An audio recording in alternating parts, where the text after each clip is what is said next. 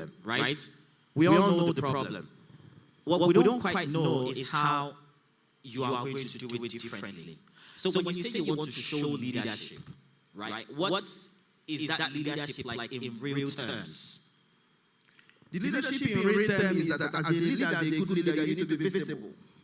You need to be able to relate with the people, not only when they are doing parties, when they are doing ceremony or somebody dies. That is not when you need to be seen you as a leader. I'm talking about leadership in the context of this. That's what I'm telling you. That's what I'm telling you. Because once you are visible and people know that you are relatable and you are like them, you are not telling them that you are better than them because you are a governor or you are this thing doesn't mean that you are better than anyone else. It's just an opportunity and privilege for you to serve the people. And you are like a manager, and if you are not good, they should throw you out. But we live in a kind of a conundrum that actually maybe people, the electorate, are handicapped. They can't really do anything because it is a fixed system and a selecting system. But in order to do these things, because it's about the people of Enugu State, for them to decide whether what they have had for the past 23 years or even 30-something years, because this thing started even when there was in 1992. Some people who are contesting this election, they have been in governance in one way or the other since 1992 or before that. They are recycled politicians, everyday politicians, out-of-touch politicians,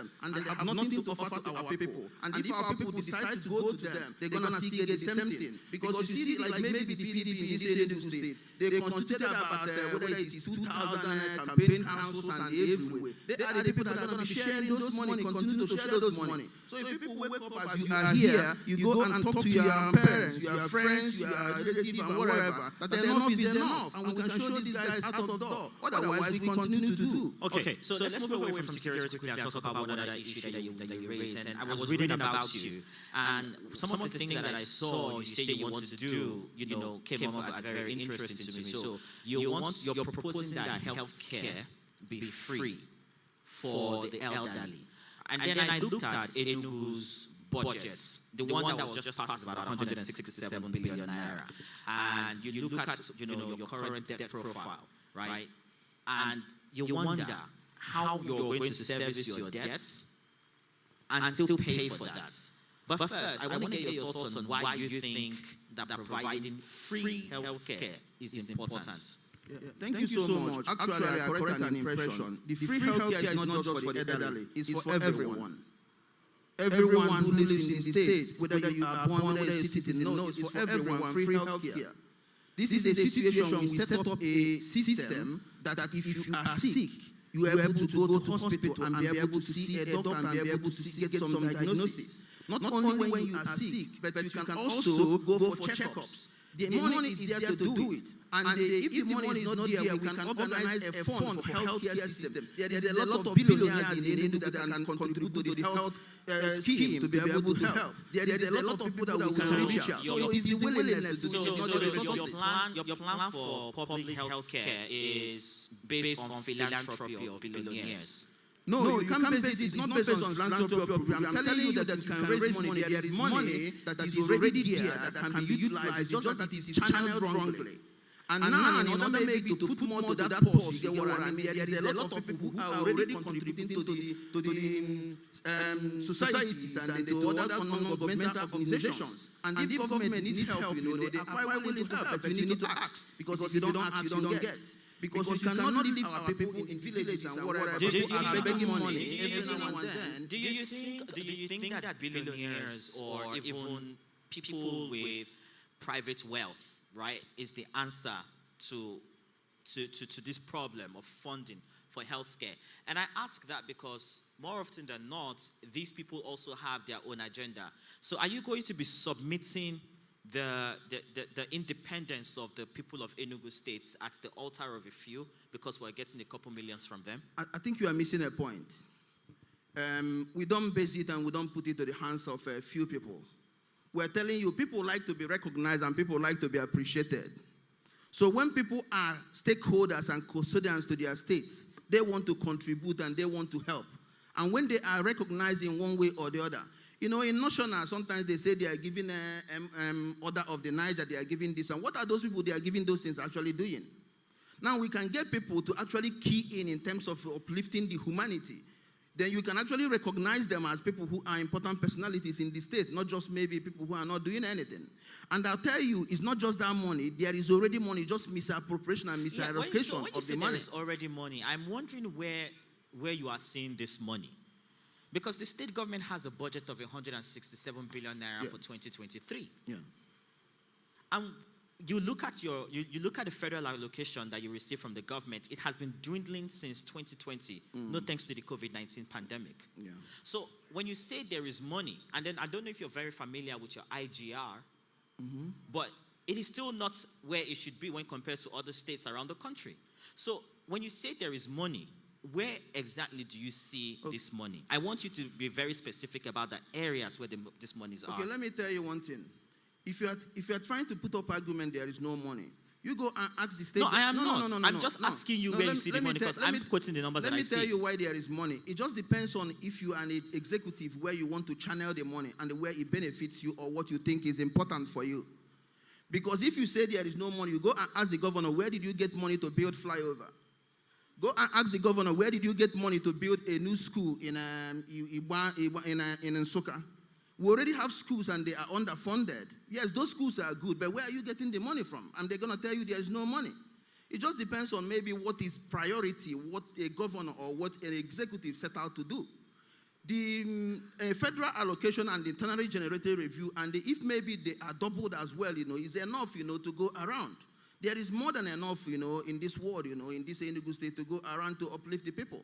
It's just channeling the money and make sure that you cut all those wastages and cut all those maybe people who are stealing and siphoning our money. Right. Once you cut out those things, you see that there is abundance of money. It is just quite very clear. Okay.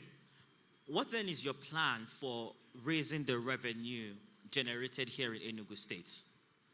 Yeah, some of our plan in raising the revenue of Enugu State is about revamping some industry that is decaying. We used to have vegetable oil in Oji River, in Nach. We need to invest in agriculture. We had a town hall meeting of our party today, and somebody asked me a question. How is it that we have Ministry of Agriculture, they get paid and they get paid, but there is nothing they are actually producing? What are they actually doing? Now you have Ministry of Agriculture with workers everywhere there, but they are not being empowered to be able to produce things for the state. So what are they actually doing? Now, if we invest in agriculture to be able to help people, then we can also maybe increase on tourism, because Enugu is quite a nice environment. People like to come to Enugu, and with good security, there's quite a lot of money coming. Yesterday was Friday, today is Friday. There is a lot of people coming weekend. You meet people, they tell you they're coming from Port Harcourt, they're coming from Abuja, they're coming from those places. And then we can make this place a destination for holidays in terms of tourism to be able to grow this economy. So that actually a lot of things can be happening in this southeast, in this Enugu. If there are questions in the hall, we will take them now. If you have questions for Mr. Ray Kene-Ogbodo, he's the governorship candidate of the AAC, we will take them now. We need some microphone. We need a microphone here in front, please. Please remember to keep your question very brief. Let us know your name. Keep your question very brief and go straight to the point, because if you take more time, then it means he's got less time to answer, and that means we can't get more questions from the audience. Everyone has equal stake here, so as quickly as possible, let's get straight to all the questions that you have. We'll start from here. There's an elderly man here in front who needs a mic, so we'll get that one to you in a moment. And so just before he gets the mic handed down to him, what do you think the people of Enugu State will remember your administration for if you eventually make it into office? How are you thinking of what your legacy here will be? My major legacy will be in terms of uplifting people from abject poverty, so that people can have a hopeful life, live hopefully, not hopelessly. Because our people, like I said, are living in abject poverty of the mind, the pocket, and the soul. So we need to show them inspiration, and we need to show them there is hope, and we need to do that. All right. So fast. There's a microphone here in front, sir. Please, let's meet you. You're going to please tell us your name, and you would be as brief as possible about the question that you have to ask.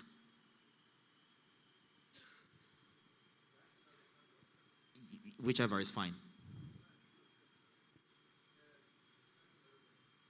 Your mic is not turned on, please.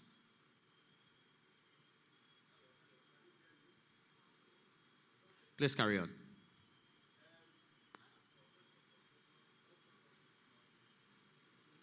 We can't hear him. Can we get help with the microphone, please? Can we get any assistance with the microphone? Hello. Okay, I think it's on now. Can you hear me now? Yes, sir. I say I am professor, university professor, and chief consultant in surgery. So let me be brief. You said so many things, but you didn't say anything about corruption. Corruption is like a cancer in our society. And I don't know, it is coupled with transparency. Let me go direct to you. Will you let us know publicly what to earn every month and what to spend? Whether your wife will be the first lady, what she earns and what she spends, your commissioners, and generally the expenditure of the government, so that we can start there to save money. Secondly, Enugu State is in a very the poorest state in Nigeria. Agriculture can't give us anything. Tourism can't give us anything. It can fail at any time. We want hard production, technical products like autos, what do you say, computer parts, and the rest of them. Things like that. Things that will earn us hard currency, things that can export. All right. If we export only agriculture, they can say they don't want. Okay, let's take that let's take that question first. He's asking about transparency. Will you be clear and open about what you earn and what you spend? Thank you, Professor, Doctor. He's a double professor and double doctor. It's a very good question. To go straight to the point, transparency will be our watchword. In our town hall meeting earlier in the day at Old Villa Suits, I did mention that the government that we're going to run, if the people, you people here give me the mandate, is a government that will base on transparency. And we are coming into the government with less overhead, because we don't have all those godfathers, we don't have all those people who has been wasting the money. We are not the part of the people who are being blackmailed that they bought their ticket with 6 billion or 16 billion or 20 billion. So we don't have too much overhead. And then we don't have people to answer to apart from people who voted us in. So will you be? You know? I so want what you we're to gonna be do brief. is that what we're gonna do is we're gonna be able to publish where we are spending the money, how much healthcare is getting, how much Ministry of Transport is getting, how much this one is getting, how this money is spent. Because how much education is getting, the police, the civil defense, whoever that is getting what, how this money is spent. That is what I actually said in the afternoon, and I'm repeating it again. And it's very important that people know how their money is spent and how the money is generated. Right. So we're going to be transparent. Okay, do we have any other question in the hall? There is a gentleman here in front, please. And then there's another gentleman. Yes, let's hear from him, please.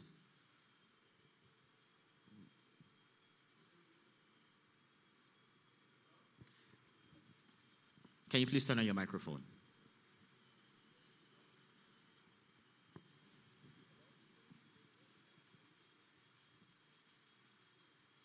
Hello? All right, we can hear you. Please let us know your name and be brief about your question. Good evening. Yeah, my name is Daniel Okwo. I run a leadership foundation called Daniel Okwo Leadership Foundation. Yeah, my question goes that I don't know whether you live in Enugu. If I actually live in Enugu, there's something I was expecting you to say first. And that's issue of water.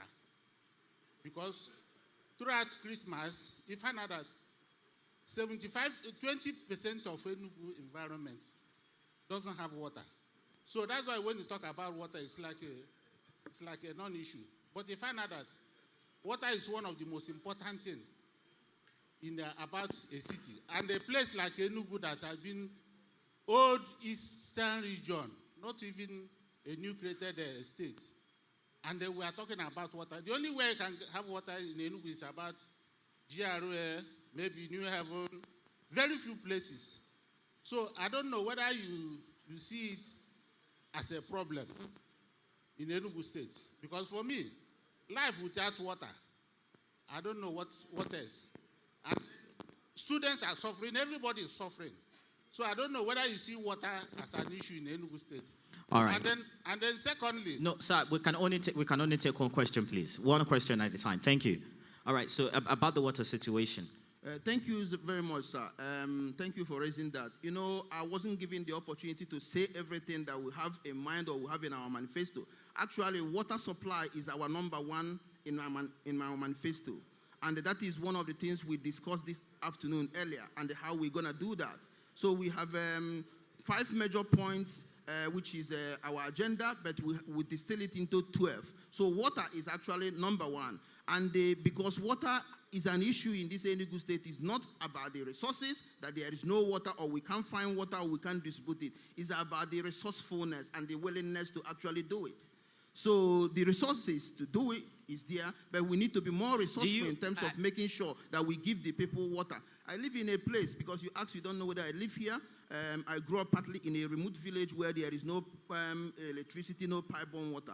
I used to carry a bucket of water and the jerry can on my head in Obi-Datti. So my life, I'm 43 years old. I've lived the first part of my life in a rural area. I lived the second part of life in an urban city in Enugu, went to UNEC and they did business in Enugu. I actually live in United Kingdom as well, where is a very good environment. So I have experienced it all. The bad one, the middle one, and the top one. But like I said in the afternoon, you know, in as much as it's an advanced country, they don't have everything all. But it's actually a good thing, and our Enugu people are happy people, and we need to maybe help our people, because our people are suffering, to be able to give water. Because if you go to work, you come back, you don't have water to drink, you don't have water to have shower or bath, that is quite maybe what I want to punishment. ask you, what I want to ask you first is, do you understand the root cause of the absence of water, or in some places, poor supply of water in the Enugu State? Yes, I do understand it, because it's about what is happening about this water is that some people tell you that they can't find water. But there are people who are working against it. Who are the people working against it? There are a few cabals who are benefiting, whether you call them, who are messing up the money that is put in there, because a lot of contract has been given. I was living in this Enugu when Sullivan came, and Sullivan awarded the contract of water supply in Enugu, and they did what they did, and they end up maybe siphoning the money, and they did not finish the project. So the issue is about abandoning project, not doing what they're supposed to do, using inadequate contractors to do those jobs, people who doesn't understand what needs to be done. All right, so let's give it to the lady in front here, please. There's a lady in front with a question, right here. After the lady, I'd like to talk to that man. Okay, thank you. My name is Okechukwu Chideraju. Can you speak up a little louder? My name is Okechukwu Chideraju, the convener for Architect Foundation. Okay, my question is based on, we don't have enough employment opportunities for youth in Enugu. So with that, a lot of youth are going into technology now in Enugu. And like we have the Enugu Tech Hub, which the government have spent enough money, and I can't really see what they are doing there. They use desktop, like the old ones, and we don't know where the money is going into. So I want to ask, what's your view in expansion for technology in Enugu? Thank you. Technology, thank you so much. Technology is very important. Nobody can, because this is now a global village. And every one of us, most of us have smartphones. We communicate, and the people make money in their phones and in their tablets. So technology is one of things in our manifesto. And in terms of maybe helping the young ones, forget about all those things they are telling you. They are sending people here and there to go and learn technology. All those things are just a program that is meant to fail. The way we want to tackle it, you know, we can put people into apprenticeship program where people go and they learn on the job, and they will support their employers who already have those technology.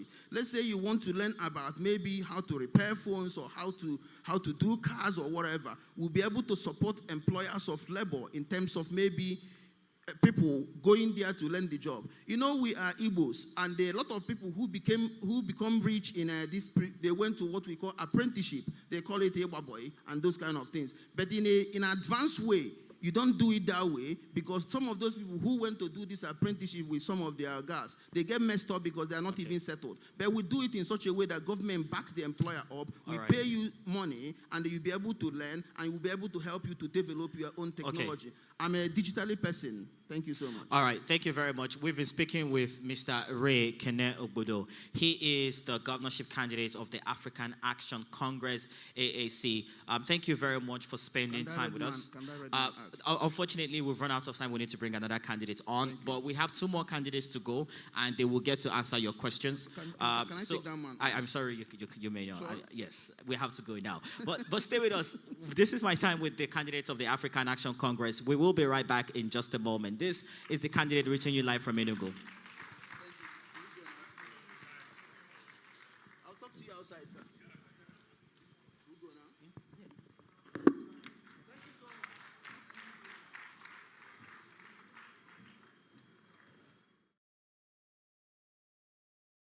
It is Mr. Ago. Thank you very much. Good evening. So I want to start by asking you why it is essential to you that you are the governor of Enugu State. Why it is important to you that you are the governor of Enugu State. Okay. It is very important, and it will be very good for me to be the governor of Enugu State, because we want to right the wrongs. We want to set our people free from the bondage that have been engulfed for the past 20-something years. History will hold us responsible if we keep quiet and watch people bastardizing the state our founding fathers suffered for. A situation whereby retirees in Enugu State are dying in their numbers, no gratuity, pension not paid, teachers are suffering, teachers being the bedrock of every education. To pay teachers common minimum wage, which I even refer to as slave wage, the government cannot pay. And then even their leave grants and the entitlements. There's no water in Enugu. And before this government ascended to power, the water was everywhere in Enugu, including my own residence. But today, I buy water in Enugu. There is insecurity. So if I become the governor of Enugu State, it will bring joy to many homes, to the students. In Enugu State, students of tertiary institutions, they don't receive bursary. Even in my campaign jingle, I made it clear, it is necessary to reduce the hardship that the parents are facing. The physical challenge will also be glad because I'm their patron. 4 weeks ago, they gave me an award in Abuja because of my assistance to the physical challenge at the National Human Rights Commission in Abuja. So all these people that have been neglected, people living with disability. And you know, in People's Redemption Party, the physical challenge are also involved. We are sponsoring a candidate from Ogu, from Omako, Honorable Kalisis Obasi. So we want to run an inclusive government in Enugu State. Enugu State was not developed by Enugu indigenes alone. Good people of Anambra State, Imo, Abia, Ebonyi, and Yoma Delta, in fact, the whole eastern region, they contributed in the development of Enugu State. These people have to be involved in the affairs of the state. I want to run a government that they will be glad they are part of Enugu. Okay. So, in your mind, as you've worked, you sort of have a clear understanding of what some of the problems are. Having worked in the civil service for years, why then do you think that coming back into service, but this time as a governor, is an avenue or gives you the opportunity to bring about the type of change that you want to see? Yes, because when you look at those that have been governing Enugu State, they don't know the rudiment of administration. You will hear them say, former this, former that, or business people. They have never served. And that's why they are punishing the civil, they have destroyed the civil service structure in Enugu State. Because they don't have any orientation. So if I come now, we will now repair all those things that they have damaged. Apart from that, look at the industries left by Dr. Michael M.I. Okpara, former Premier of Eastern Region. Go to Port Harcourt, you see Hotel Presidential. Build the same period with the Hotel Presidential here at Enugu. But I can tell you authoritatively today that if you want to kill big snake in Enugu, go to Hotel Presidential here. If you want to catch the biggest rat in Enugu, go to Hotel Presidential Enugu here. The government that ruled Enugu between 1990 to date destroyed the foundation laid by our founding fathers. But go to Port Harcourt. Hotel Presidential in Port Harcourt is functioning. Again, is it not from the palm produce that they built all those things in those days? Even and you are convinced that the problem there is one of administration? It is administration. They don't know it. When they see money, they feel it belongs to them, that it is for their family. And that's why retirees are suffering today in Enugu. Apart from where I'm coming from, who is my mentor, His Excellency Alhaji Barabe Musa. I served him, I was his SA on domestic affairs for 20 years. So the experience I got from him during my mentorship is also an advantage. And it's an eloquent testimony that I will combine the experience I gathered while in northern Nigeria, where I spent 30 years with the civil service. I was a former teacher. I taught history at Al-Huda Huda Senior Secondary School, Zaria, Tafa Belewa, Girls Secondary Kaduna, and the first private school in Kaduna, Labai International Secondary School. I headed their history department. So in business too, not only that I'm a civil servant, I'm versatile. I own the largest cleaning outfit in Kaduna. Anybody who lives in Kaduna knows Wazobia Associate. It's a company that I founded in 1985, waste management company. In fact, for your information, I prepared the waste management project for Abuja when architect Ibrahim Bunu was the minister. And that's why today they're still using my proposal. You see, Abuja is clean. I own a company that collects waste in Kaduna, which was established in 1985, Wazobia Associate. I own the largest piggery farm in Enugu. I'm a farmer. So I'm not only a teacher, a civil servant, no. And all this money, God bless me because they are genuine. I've never been in government. I've never stolen one kobo from Enugu State. And it will be a cause for anybody to come to power in Enugu State and start undoing our good people. It will be a cause. So, and I hear you, and we hope that we get a leader who understands that public wealth is for public use. And in the light of that, I want to get your thoughts on just the IGR being generated here in Enugu State. As a business person, what are your thoughts on the amount of money that Enugu State is able to generate internally? And do you have any proposals for improving on what's been collected here? Thank you. You see, the IGR generated in Enugu State, they don't declare all. They declare 20%. Why do you say that? I'm telling you what I know. They don't declare all.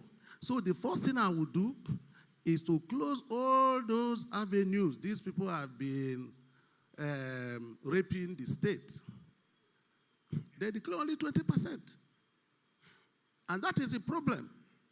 So if we come to power, we're not going to put more burden on our people because we want to increase the DC. Our people are already suffering. They are suffering already. So what we are going to do is to close those avenues that the hawks and the vultures have been using in cutting away our IGR. The moment we close all those avenues and the money comes into the government, but we don't need to overlap our people again. They have enough burden. When you say close the avenue, what do you mean? What exactly is your strategy for closing that avenue? We change those. When I come to power, I will change those that are in charge of the revenue. We have chairman in Enugu here, chairman of the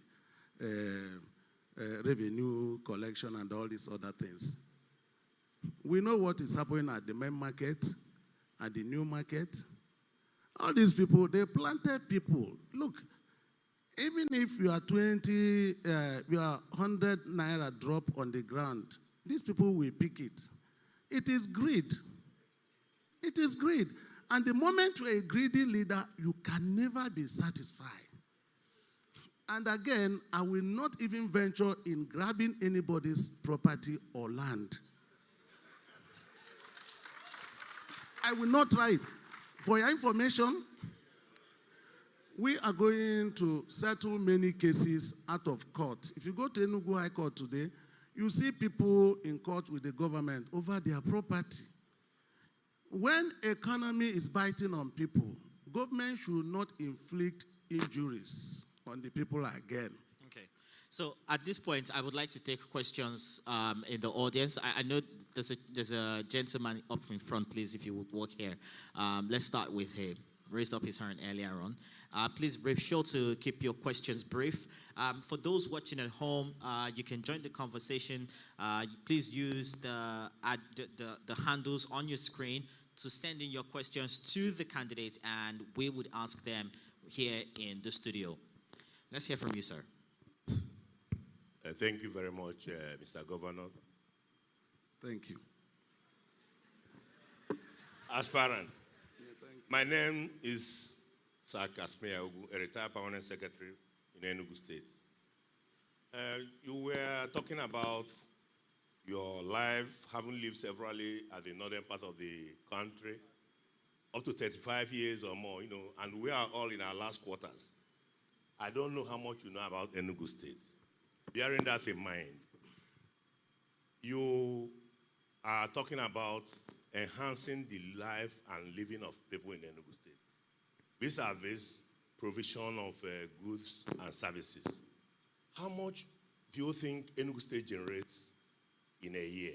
Because you were talking with so much affirmation that 20% is remitted and 80% is frittered away. How did you come about that information? Because I know there are several sources of revenue in the state, which amounts both taxation from civil servants and then income tax from the people, and then other services, earnings, and then rents. Okay. How do you hope to generate money to run your government, bearing in mind that you have so much, you know that about 80% is frittered away? Right. Let's leave it there. Thank you very much. Thank you. My staying in northern Nigeria for 30 years does not mean that I'm not keeping abreast with what is happening in Enugu State. I'm the national leader of Enugu Youth Movement. I come to Enugu. I have up to ward level, our members, they report to me.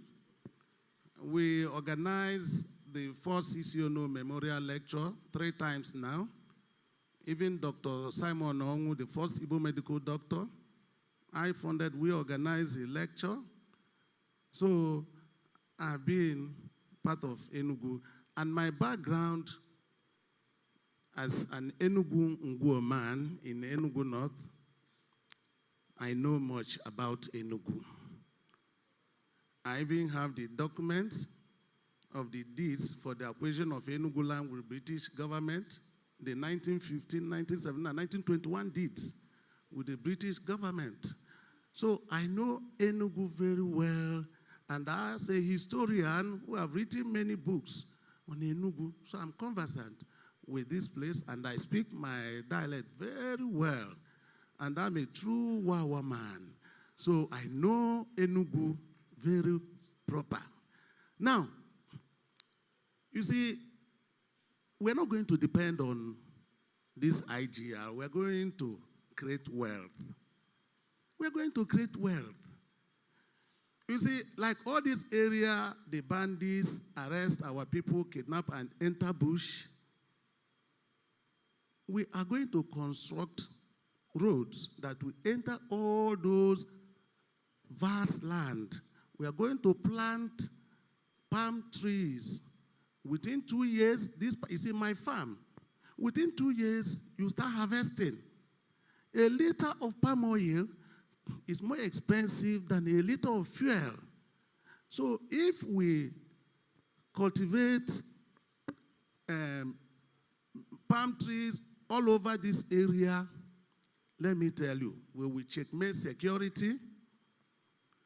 We will ensure neighborhood watch people run what we call shift, and it will become a parastatal on its own, and they will be paid minimum wage. They will protect our property, protect those farms in the bush. You see, these people that kidnap our people are there in the forest, in the bush, because our people have abandoned those areas. So by the time we have an activity, something that will be giving us money, look, we have to do the part of the old people, agriculture. In palm oil, apart from the palm oil, you will get the palm kernel, you get chaff from there, you squeeze it, you get palm kernel oil. Then we'll now talk about re-establishing the Natch vegetable oil. The raw materials are available in Enugu State. Now, the chaff from that palm kernel will be used in feeding or manufacturing, because we are going to build a factory that manufactures fish feeds. So these are the areas we generate money. We will create wealth. We go into agriculture. Mr. Agu, so I want to find out here, great as your plans are, right? You will need money to do that. So how do you hope to raise the funds or the bonds that pay for this infrastructure? Thank you very much. One, any project I want to undertake must be a project that will create wealth, that will yield money, even if we go on loan or partnership with other companies or individuals. If we get loan to go into agriculture, like planting of those palm trees, let me tell you, within 3 years, such loan must be paid, because the palm nuts and all the things coming out from it will be more than enough to clear the problem we have in Enugu State. That's why we are the most seventh debt state in the country. We are owing in billions, because when they obtain loan, they don't invest it in anything that will yield money to pay back the loan. As a businessman, when I obtain loan to set up my farm, from the proceeds from that farm, I will pay the loan. And when we set up a palm produce board, Enugu Marketing Company will be revived. Things will start moving. Okay. And before you know it, we will clear any money we borrow from the bank. Another way is this. All those people that have stolen this money, do you think I'm going to leave them alone? Let me tell you, if you don't collect this money, then you are telling me to come and steal. That nothing happened to people that loot the economy. We need to give room to... So we are going to we need to catch give room them. We need to give room to more questions. There's a lady here, please. So we'll go one man, one woman, one man, one woman, like that, so there's balance. Let's take one more.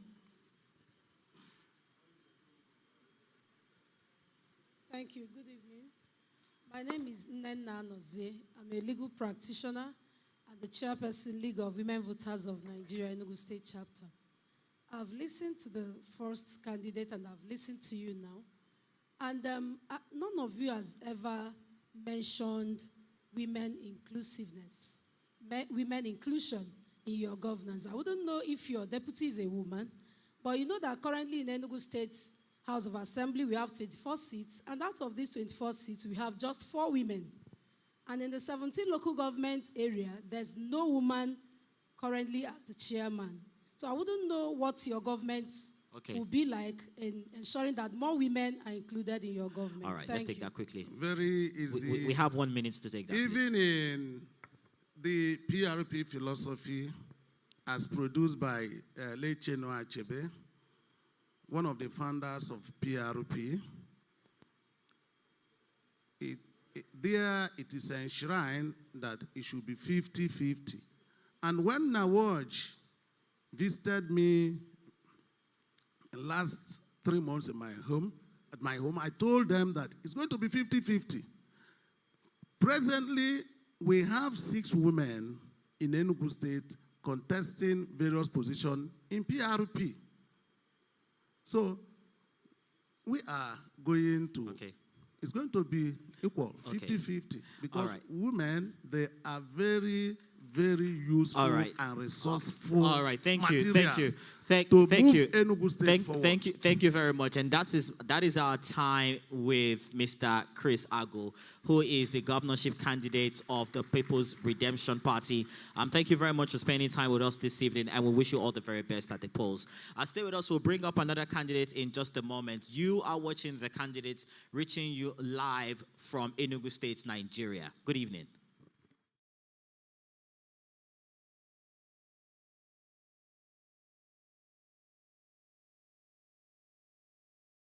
And thanks for staying with us. You're watching the candidates reaching you live from Enugu State, Nigeria. And let's meet our next guest. Frank Wike Jr. is a 58-year-old Nigerian politician who has served in different capacities as a public office holder.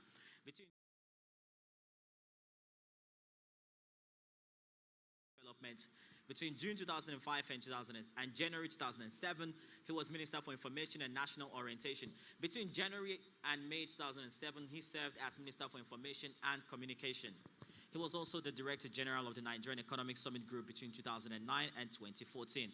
Mr. Frank Nemeka Nweke Jr. is the candidate of the All Progressives Grand Alliance. Thank you very much for joining us this evening. Thank you so much. You've been Minister of the Federal Republic of Nigeria 3 times. Why do you want to be governor now?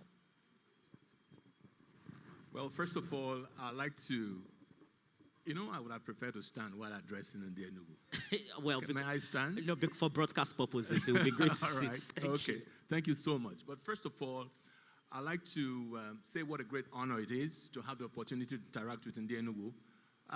To present myself for this job interview, because that's really what it is. I'm applying to be governor of Enugu State, and I'm honored that the people of Enugu State have assembled tonight to engage with me and allow me to discuss my manifesto and my agenda for government. I would also like to thank the organizers of this Town Hall series for their commitment to promoting democracy, for their commitment to really encouraging citizen, participation in the political process, and then for their commitment to actually encouraging the culture of debate, political discourse, political debate. And I believe that if we continue to do this, hopefully, as citizens, we can take back our states. As citizens, we can take back our constituencies. And as citizens, we can take back our country. Right. So thank you so much. Now to your question, why do I want to be governor? And I'd like to say very, very seriously, very solemnly, that I am the beneficiary of what I describe as the best nurture a child could have. I'm also the beneficiary of the best education a child could get. I've also had the privilege of participating in the political arena at various levels. And during this period, I've gained significant experience. I've gained significant knowledge over a 20-year period. And so when you are a minister or when you're an appointee, it is different from being the chief executive of a state. But I'd like to say that in spite of the nurture that I've had, in spite of the education that I've had, in spite of the exposure that one has had, I am embarrassed. I am ashamed that Nigeria is what it is today. In spite of the presence of people like me, I'm ashamed that Enugu State is in the condition in which it is today. And these are the factors that really encourage me to say, you know what? Step forward. You are indebted to the people of Enugu. You are indebted to Nigeria. It is this debt I like to pay. It is my inability to continue to stomach the level of deterioration in governance. That is the reason why I have stepped forward. And so what then is your value proposition to the people of the states? What do they stand to gain by having you steer the affairs of this state for the next 4 years? Well, thank you so much, Chika. First of all, I believe that I'm bringing significant knowledge, significant experience. I'm bringing a culture of integrity. I'm bringing a culture of accountability to government. I'm also bringing a culture of openness and transparency to government. If we look at what is happening in our state today, very, very few people understand what is going on. When you look at our state's budget, it is so opaque. It's usually implemented in the breach rather than, full implementation. When you look at the conditions under which our people live today, the water crisis, the state of our road infrastructure, this level of insecurity, the condition of our pensioners, the condition of civil servants, even today, the fact that you have retirees who have to bribe their colleagues to pay their gratuities, it is unacceptable. The state of our young people, all of these things are unacceptable. And I believe that with one's knowledge, with one's exposure, and the level of preparedness that I've had over the last 20 years in public service, with my education and with my exposure, I believe that I am more than prepared to provide the leadership needed to transform our state at this time. I am going to be in charge of my government. I am going to lead from the front. Under no circumstance, no conditions will make me leave my state to go on a dancing trip around the state, around the country. I will lead from the front because that is what you've been elected to do. This is the mandate you have, to protect the people, to really encourage improvements in their livelihoods and the rest of them. So what sectors of development in the states are priority for you? Very clear. Now, I'm going to say something that will surprise you. I am very big on leadership. I'm so big on leadership because everything rises and falls on leadership. That is the right thing. No matter what plans you have for the youth sector, no matter what plans you have for the water sector, no matter what plans you have for the security sector, if you don't have the capacity, the leadership capacity, if you don't have the personal discipline, you can be sure that nothing is going to work. And so, leadership is key for me. Just providing leadership, principled, strong, disciplined, accountable leadership is key for me. The second thing I want to talk about is the issue of security of lives and property. A situation where our people are being massacred literally. This is not what Enugu is known for. A situation where our people cannot sleep with two eyes closed. There's no responsible government who should not pay attention to the matter of security. So that's number two. The third thing I want to talk about is the water situation in our state. During the rainy season, I don't know about you. Do you live in Enugu? Yeah, I come back. You do live in Enugu. So you're probably familiar with what I'm saying. But where I live, in what is supposed to be one of the best parts of town, I have to pay to get water. I have to pay during the rainy season about 25,000 naira per tanker of water. In this dry season, it's going up to about 30,000 to 35,000 because the water bodies have shrunk further, because of the cost of diesel. Now think about, this is me, and I'm sweating about it. And I'm not joking. I'm not trying to be nice. I'm sweating because you need about 2 to 3 tankers a month. Now think about the ordinary people who have to buy in gallons and jerry cans. Think about the health impact. Think about the economic impact. So water is priority for me. The fourth thing that is of top priority is our economy, the state of our economy, right, today. Today, Enugu State is the 20th most indebted state in Nigeria.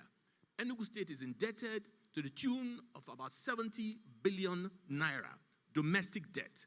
Enugu State is indebted to the tune of $125 million US. And let me tell you what else. This domestic debt jumped 82% over the last 5 years. And when you look at these borrowings, the next thing then is, and I'm not saying there's anything wrong with borrowing money, but what you do with the money is even more critical. And so look at the state of our infrastructure, look at the state of our water sector, look at the state of our health sector, look at our security sector, look at the housing sector, and tell me that indeed these borrowings have been justified. So I will pay attention to the matter of economic transformation. I'm going to pay great attention to issues of technology. I'm going to pay attention to issues of environmental sustainability. And under this environmental sustainability, it is about availability of water. It is about sanitation. Look at the state of Enugu. So, about the water situation, what exactly is your strategy for addressing it? Because you seem to understand what the problem is. So, where does your strategy come in? Thank you so much. Thank you. Excellent question, Chika. My primary strategy is to unbundle the water sector. What do I mean by this? Currently, you have the Water Corporation. And I want to say categorically that it is a cesspit of corruption. You probably have some of the most incompetent human beings that were created by God in that corporation today. Now, for your information, if you take the entire water infrastructure in Enugu as a whole, right? Today, the output from the entire water infrastructure in Enugu is not more than 12%. Are you hearing me? The entire water infrastructure, take it as 100%. The output from that entire infrastructure is not more than 12%. And this is based on an audit that was conducted by the Federal Ministry of Water Resources in 2020. What means is that you have the water infrastructure, you have water, but water is not flowing in the city. As I'm talking to you now, go to Oji Water Works tomorrow morning. You're going to find that about 50,000 cubic meters of water is wasting every day. Why? Because of the cannibalization of the water pumps there. If you enter the engine room of Oji Water Works, you get in on a tinker in coal camp. You will believe you're in Tinker. Out of 4 water pumps that were installed in 2005, only 1 is working. What it then means is that the water being harvested, freely given to us by God from the ground, is wasting now. Yes, the pumps bring it, but it is wasting because it cannot be pumped into the city. Now, when I say I'm going to unbundle it, I will tell you how. I'm going to break the water value chain into 3. We will have an independent companies whose duty it will be to harness water. Their job, the only job they have is to take this water out of the ground. Wherever you want to get the electricity to bring the water out is entirely your business. But the contract that we're going to have with you is bring the water out of the ground. Nothing more, nothing less. That is number 1. The second thing that the next group of people must do, another company independently must do, is to transport the water using the main trunk lines. You have major trunk lines that bring water from Oji and Ajali to what you call reservoirs. These reservoirs are the foot of Milking Hill. You have them in Ibagwa, you have them in Tinka, you have some of them in Idor River area. So they take the trunk, the water in the trunks, and then move the water into the reservoirs. That will be the job of an independent company, independent of the first one. The third, but not the least, is another company whose duty it is to do what? To distribute. You take the water from the reservoirs and now distribute to the various parts of Enugu. And it is your responsibility to meter the various homes and make sure that water is supplied and that water is paid for. Okay. So once this is done, as a leader, what you do is to ensure through an independent regulatory agency, which is what the Water Corporation will become, to ensure that these independent companies are fulfilling their obligations to government and to the people of Enugu. Once we do this, corruption Ghana, Okay. it will go. So at this point, I also want to ask that if you have questions in the hall, please raise your hand and we will bring a mic to you immediately. We will start with a lady this time around. Is there a lady? There's a lady here, please. We started with men twice before, so let's start with a lady now. Please bring the mic. There's a lady here putting on a black gown. Let's begin with her. Don't forget to give us your name. Please tell us your name and be very brief about your question. Okay, good evening, everyone. My name is Joylo Njenje. Now, my question is, as a young person, trust me, there is no employment in Enugu. Once I'm done with school, I'm leaving Enugu. So what's the plan to provide employment for young people in Enugu? Thank you. All right, so let's begin with that. What is your plan for providing employment in the States? What did you say your name is, ma'am?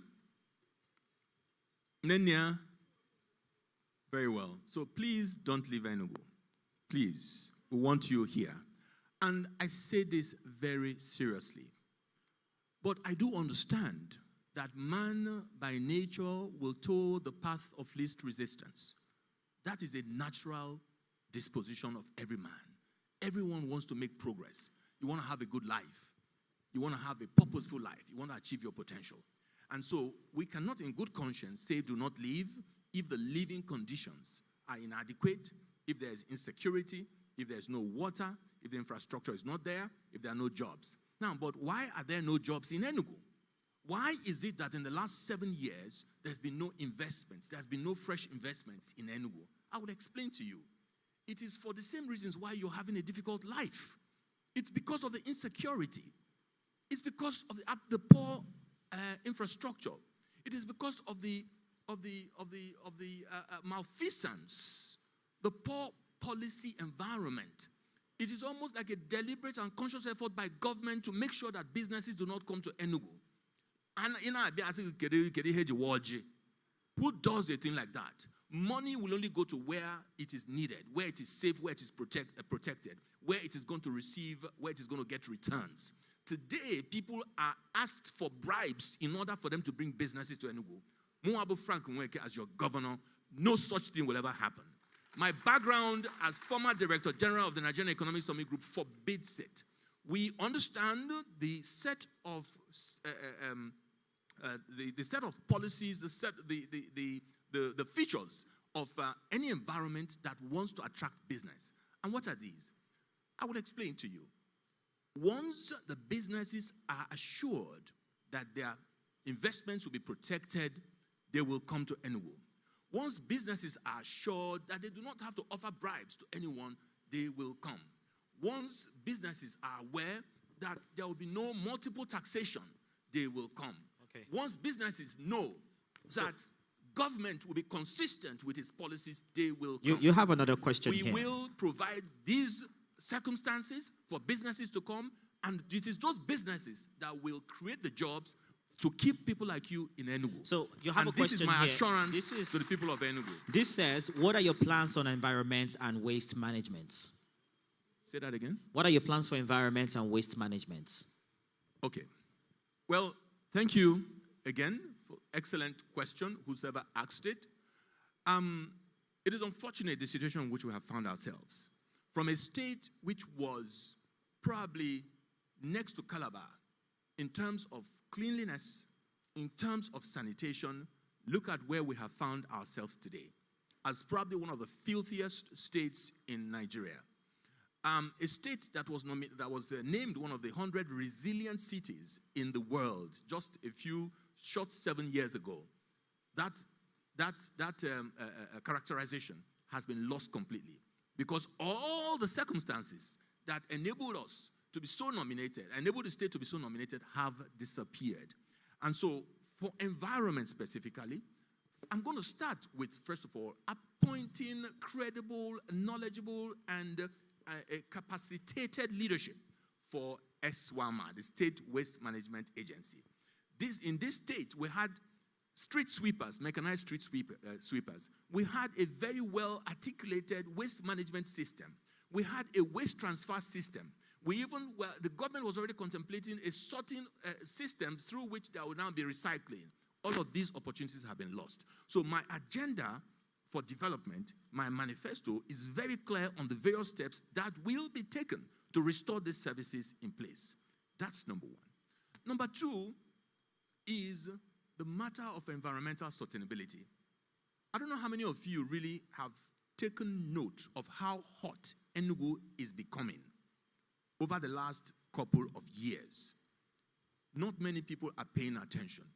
When you talk about climate change, there is the tendency to believe that it is those white people, leave them, they are the ones doing it. Yes, they may be doing what they are doing, but we're also doing what we're doing. I want you to look as you're driving through various local governments. You're going to find piles of trees felled and being sold as firewood. There is significant deforestation that is taking place in Enugu State. All of these things are affecting the environment. All of these things are going to really affect the quality of life. All of these things we must check. And I believe that the people who are doing these things are doing it because they do not know better. And so under my government, the issue of environmental sustainability in every sense of the word will be taken very, very seriously. All right, let's take another question in the audience. Please, there's another gentleman there. Please, let's pass the microphone to him. Good evening. My name is Dele Maxwell Ugwai. I understand what you are saying, but I have one problem. Your policies seem to be urban-centered. When you talk of water, Enugu, Enugu, Enugu, does it mean people in Nsukka, Agbani, Oji River do not need to have access to potable water? Okay. We have to look at that. All right, thank you. The essence of what I'm saying that by the time you want to develop Enugu town, you pile pressure on Enugu, just as you want to leave Enugu to Lagos. Other people will be leaving the rural areas to Enugu too. All right, we have to make rural areas livable too. Let's keep our questions very brief. All right, thank let's you. answer that first. Thank you. Excellent. That's a very excellent question. Thank you so much. Thank you. Now, I'm going to digress a bit. Apart from the fact that, I don't know if you know about the Adada water scheme. That water scheme, you know that Adada River was dammed specifically for the purposes of providing water to Nsukka and the environment. So why is it that since that project was completed, the damming was completed almost 3-4 years ago, the state government has not fulfilled its own part of the deal. Its own part of the deal was to take the water from the dam when it's been completed and create the trunk lines and reticulation infrastructure for the city of Nsukka and the environs. I am aware of this. Now, I believe, in fact, based on what you've just said, I'm going to endeavor to really be more expansive in my explanations. So it's not as though the rural areas one is forgetting. Let me also use this opportunity to say that there are significant opportunities to actually expand the water infrastructure in Enugu. There's a place called Iyokwe River, right? There's another water body called Orobo River. These are major water bodies that have the potential to actually add almost 60,000 cubic meters of water supply to the city of Enugu. But all of these have been ignored. In fact, understandably, even the existing ones, the government and the ruling party have showed a remarkable inability, remarkable incompetence in even just using the existing water infrastructure. But I make that reference to tell you that one is fully aware of those opportunities, and all of those opportunities will be exploited. Now to something else that is critical, talking about rural development. You have a phone with you? Please Google very quickly the role and the mandate of local governments in the Nigerian Constitution. Not many of you realize the critical importance of local governments in a democracy, in any nation. They have such great responsibility. They are the ones closest to the people. It is their responsibility to build roads. Waste management is their responsibility. Management of markets is their responsibility. Management of parks is their responsibility. Sanitation is their responsibility. And I can go on and on. Check your phones and see. My approach will be to make sure that we have only the most credible, competent people in our local government system. Nobody under my government will bring bags of money to me in government house. No. The monies are meant for local governments, are meant for the development of the rural areas, are meant for the benefit of our people in those communities. I will ensure as governor that monies meant for local governments are applied for local governments. No more, no less. So if we do have any other questions in the hall, please let's take them. But there's also another one here that is asking about your plans for improving revenue that's been collected here in the States. No, say that again. What's your plan for improving the internally generated revenue of Enugu State? Very well. Okay, thank you. So you want to ask yourself, what are the components of revenue generation? I'm also interested in even the use of the existing revenue that is collected in this state today. And what are these? You have the well-known monthly allocations from Abuja. It's there. You also have, and I can tell you that in the last 6 years of the current administration, I think the total FAC allocations has come to about 60 billion or thereabout. And in terms of internally generated revenue over the last 5 or 6 years, at least up to 2021, has been about 320 billion naira. Now, the question is, what have we done with these monies? Okay? I believe that if it is possible for you to really be accountable and for people to see what you're doing with revenues, then it will create great opportunity for you to expand the generation of that revenue, right? If you look at what's been happening with, say, with the waste sector, the fact that services are not being rendered completely undermines your ability to ask people to pay for revenue for refuse management. Okay? You also look at our tax base, for instance. Our tax base is so narrow, is so very narrow. But a more important problem is the following. You find that markets and parks are located to individuals. Did you hear me? Markets and parks are located for individuals. So the bulk of the monies paid by our people are diverted into private pockets. And then even when the monies have come to the central collection point, the management of that revenue is also compromised significantly. What I'd like to say to the people of Enugu is the following, that I will bring the greatest discipline to the management of every resource. Tax collection will be completely digitized. So we need to try and eliminate the opportunity for people to collect monies by hand from anybody at any time. That is one way to begin to deal with these issues of revenue management. And let me tell you something else. The issue of cost efficiencies is critical. The fact that contracts are regularly inflated, we know these things. These things are there. When you look at some project and you ask and you see the quality of this project, you calculate the value creation and all of that, you find that this is a complete scam.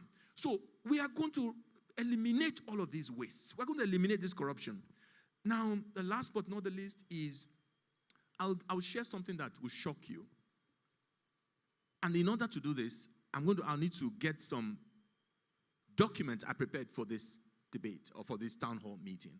And that is the issue of revenue allocation. And just permit me to share something with this audience. And that is,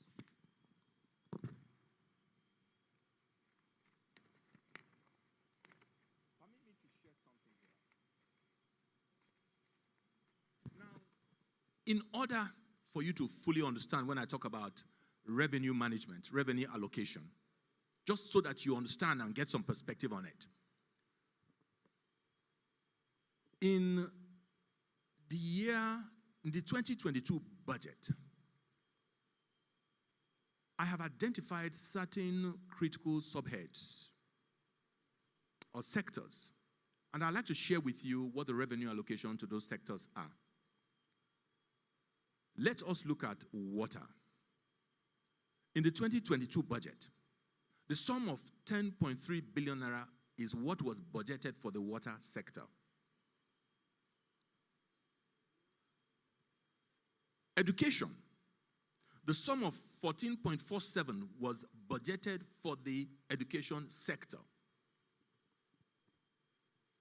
Youth and sports, 4.2 billion naira. For science and technology, approximately 600 million naira was allocated. But hold on, for the governor's office, 17.7 billion naira was allocated to the governor's office. So is it any surprise why our state is where it is? Is it any surprise why we don't have water? Is it of any surprise why the technology sector is so underdeveloped? Why our people are not getting the support they require? And I can share with you, through the years, the various allocations on this matter. So the question then becomes, with all of these numbers, right? Yes. With all of these numbers, what does your presence in governance mean for, helping these people make sense of what you've just read out? Very good. So my presence in government, you can see that for me, I spend my waking hours contemplating these issues. These are the data that are available out there. You get on budget, you find it. You go to the National Bureau of Statistics, you find these things. Any person who aspires to be your governor, who is not at home with these figures, who is not at home with the fiscal condition of our state, the fiscal condition of our nation, the fiscal conditions of the world, has no business trying to be your governor. Okay. Because it is going to be a very, very challenging time. Now, what you can see from what I've just shared with you is the fact that the ruling party is not concerned about the people. That is what this data just shows you. My government will be about the people. My government will be about the youth. My government will be about our mothers and our women. My government will be about the rural communities. My government will be about the citizens of our state, not about me, not about bureaucracy, not about my cronies, not about my friends, not about my associates, but about the people of Enugu State. That is what my government will be. That's the difference I'm bringing to the table. And I think this is a great place to end the conversation now. Remember, we're broadcasting live on television, so our time is really limited. But I want to say thank you very much for joining us this evening. Mr. Frank Nnemekanweke Jr. is the governorship candidate of the All Progressives Grand Alliance, APGA. In just a moment, we'll be joined on stage by the candidates of the other parties here present for a final thank you. So stay with us. This is not done yet. You're watching the candidates reaching you live from Enugu State, Nigeria. Good evening.